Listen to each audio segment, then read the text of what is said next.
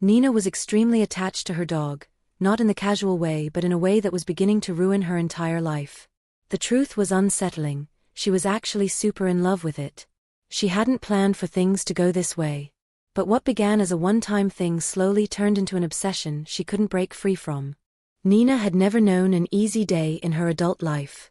There was always something she couldn't afford because money was always short, and she had to think carefully before spending even a little. She'd pick up jobs in cafes, boutiques or offices, but none lasted more than a few months. The pay was always low and sooner or later she'd find herself unemployed again, scrolling through job ads with the same sinking feeling. But when things became too hard, there was only one person she could turn to, her friend, Sandra. Sandra lived a life that was completely different from Nina's. Her house was massive and in one of the city's most expensive districts. Her driveway lined with freshly washed luxury cars, a different one every week it seemed. Sandra always posted pictures from new countries. She traveled 6 or 7 times a year and sometimes more. Nina loved visiting her, not because Sandra was generous with her help, but because it felt like she was stepping into another world. She enjoyed being around the kind of people Sandra knew. The truth was simple. Nina wanted a life like Sandra's. She wanted to be able to wake up without worrying about bills. She wanted to travel, wear expensive clothes and eat in restaurants without checking prices first.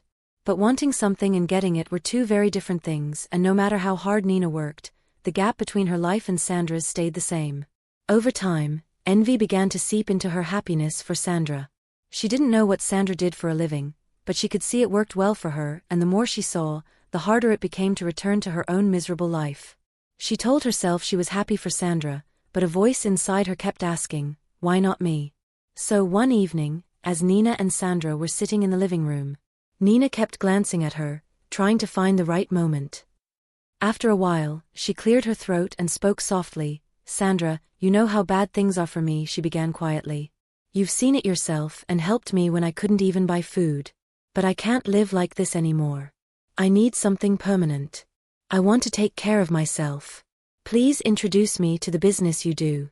I want to earn money like you do. Sandra set her glass down slowly. Nina, the work I do isn't something you can just decide to do one day. It's not glamorous like the way it looks from the outside. It's disgusting, and if I tell you, you might not even want to be my friend anymore. Nina leaned forward, her eyes locked on Sandra's. It doesn't matter. You're doing it and you live well. If you can do it, I can too. I'm tired of being broke. I just want a way out. Sandra studied her face, searching for hesitation. Are you sure?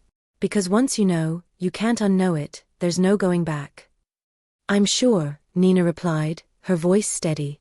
Sandra's gaze softened with pity. Fine. I'll show you, but not here. The business happens in Dubai, so if you want to know, you'll have to come and see for yourself.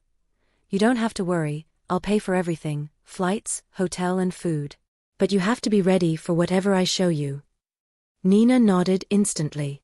I'm more than ready. Sandra smiled and said, good, because we'll have to leave in 2 weeks, so get your passport ready. The conversation ended there, but Nina's mind didn't. That night, she lay in bed staring at the ceiling. The word Dubai kept circling in her head. She'd seen it in videos, tall buildings shining against the night sky and malls bigger than anything she'd ever stepped into. She had never dreamed she would go there. Now, in 2 weeks, she would be on a plane to a place most people only ever get to see on TV. 2 weeks later, Nina was standing in an airport for the first time in her life, clutching a new suitcase Sandra had bought her. Inside the plane, she stared out the window as the city shrank beneath her, thinking, whatever Sandra's secret was, it was the door out of the life Nina hated. And she was ready to walk through it. This was the start of everything. The moment Nina stepped out of the airport, the heat hit her. Dubai felt unreal. Sandra led her through the crowd, straight into a waiting black car. Their hotel room was bigger than her entire apartment, and from her room window, she could see the city lights stretching into the night. She had never stayed anywhere like this. For the first 2 days, Sandra took her shopping, out to fancy dinners and beach clubs where everyone seemed rich. Nina almost forgot why they were there, until Sandra said one evening over drinks, "It's time to tell you what I do here." Nina sat down, her heart beating faster. She had waited for this moment since they left home. Sandra looked her in the eye. I make my money by spending time with wealthy men. Sometimes it's one man, sometimes it's a group. They pay for whatever happens in the room. She paused, then added, and sometimes they bring their dogs. Nina froze. Dogs? She asked slowly, clearly in disbelief. Yes, Sandra replied. It's strange at first, but it pays more than you can imagine. Some men only want the dog to touch you. Others want more. I got used to it. You can too. Nina shook her head. Maybe I can understand the men part. But dogs?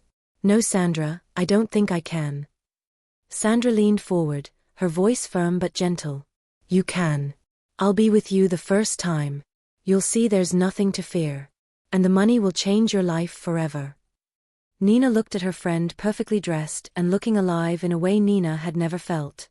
Her mind was a tug of war, the voice that said don't, battling the voice that said this is your chance. Finally she made her decision. She sighed and told Sandra, if you've done it and you're fine, then I guess I can too. A small smile touched Sandra's lips. Good. I'll make sure you're taken care of. The next evening, Sandra took her to a hotel suite where the clients were waiting. The men there had drinks in hand, smiling at Sandra while looking at Nina, waiting for her to feed their hunger. Immediately they settled, one of them left the room. When he came back, there was a dog. Nina's hands began to shake. I don't know if I can, she whispered. Sandra leaned close. Just imagine it's a man. Don't think about anything else. Look at me and follow what I do. Sandra started first, showing her how to touch and move. Nina copied, still tense. Think of it as a man, Sandra reminded her quietly. Nina tried. She let her gaze drift to one of the men watching from the couch and replaced the image of the animal in front of her with him, standing close, touching her.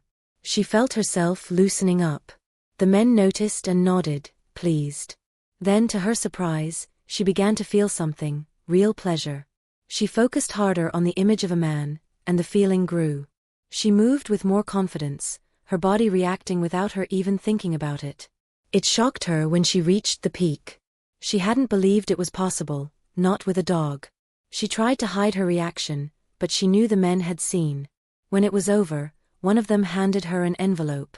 It was thick with cash, more money than she had ever held in her life.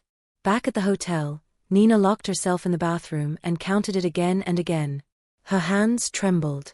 She didn't know how to feel, disgust, relief, or victory. But she couldn't deny what had happened, she had enjoyed it. She had even climaxed. Months later, when Nina got back home from Dubai, everything felt different. The trip to Dubai had changed her. She had more money in her bag than she had ever dreamed of. She paid off her rent for months ahead, bought new clothes, and filled her fridge with expensive food. For the first time in years, she wasn't worried about bills. But the money wasn't the only thing she brought back. At night, when she was alone in bed, her mind went back to those nights in Dubai. The sounds, the touch, the feeling she had told herself she would never enjoy, it kept replaying in her head. She tried to push it away, but the memory came back stronger each time. She started dating again, thinking maybe being with a man would take her mind off it. At first, she was hopeful, but it didn't take long to see the difference. The men were fine, even attractive, but they couldn't make her feel the way she had felt in Dubai. No matter how hard they tried, she was left unsatisfied and she didn't understand why. Men just didn't excite her anymore. The craving started slowly with flashes in her mind at night, something she told herself was only a fantasy. But soon, she was watching videos when she was alone, and the more she saw, the more she wanted it again. One evening, she sat alone in her apartment, staring at the wall. She knew what she wanted, and knew no man could give it to her. The thought scared her, but it also thrilled her. Finally, she picked up her phone and searched for dogs for sale. A few days later, she brought one home. It was strong, and exactly the kind she remembered from Dubai. The first few weeks, she treated it like any normal owner would. But the late-night thoughts kept coming. She kept remembering the heat in her body and the way she had lost control. So one night when the craving became too much, she didn't hesitate. She let herself go, and it was even better than she remembered. The pleasure hit her harder, and when it was over, she lay there breathless, wondering how she had ever lived without it. From then on, It became part of her life. Every day she looked forward to it. The dog was no longer just a pet, it was her partner in a way she couldn't explain to anyone. She felt connected to it, both sexually and emotionally. She knew this wasn't normal, that people would be disgusted if they found out. But she didn't care. The more she gave into it, the more she wanted it. Nina wasn't just satisfied anymore. She was in love. Nina had been living with the dog for some time when she noticed something was wrong. At first, it was just mild itching. She thought it might be from soap or irritation from her clothes. But the itching didn't go away. It got worse. Small red spots began appearing on her skin, around the most sensitive parts of her body. The discomfort became harder to ignore. She went to a clinic and explained the symptoms as best as she could, careful not to reveal everything that had led to the problem. The doctor said it looked like a fungal infection and gave her creams and pills, telling her to come back if it didn't improve. Nina followed the instructions exactly, but the rash didn't clear. Instead, it spread. The itching turned into burning, and the pain became harder to bear. Over the next few weeks, she went to different clinics, hoping for a better answer. Every doctor said the same thing, fungal infection, and gave her similar treatments. Nothing worked. Nina started feeling frustrated and afraid. She didn't tell anyone what was really going on, too embarrassed to admit what caused it. As her symptoms worsened, she began withdrawing from daily life. The friends she had made through Sandra's world stopped answering her calls. Invitations disappeared. It didn't take long for Nina to realize they didn't want her around anymore. When the hospitals couldn't help, Nina turned to herbalists and traditional healers. Their remedies were expensive, but she bought them anyway, desperate for relief. The money she had earned in Dubai, which once felt like a fortune, began disappearing fast. Without work, her income stopped, and she was forced to dig into her savings just to pay for treatment and basic bills. One of the hardest parts was the dog. Caring for him needed money and energy that Nina no longer had. As her health worsened, even simple things, filling his bowl, taking him outside, became exhausting. The food was expensive, the vet bills impossible. She had nothing left in her account, and the little cash in her purse wouldn't last another week. With no other choice, she put him up for sale online. It was the only way to buy food and keep herself going a little longer. The decision crushed her. The dog had been the reason she started down this path, and letting it go felt like losing a part of herself. Once the dog was gone, Nina faced a harsh new reality. She was sick and broke. The future she wanted felt like it would never come, and she didn't know how to keep going.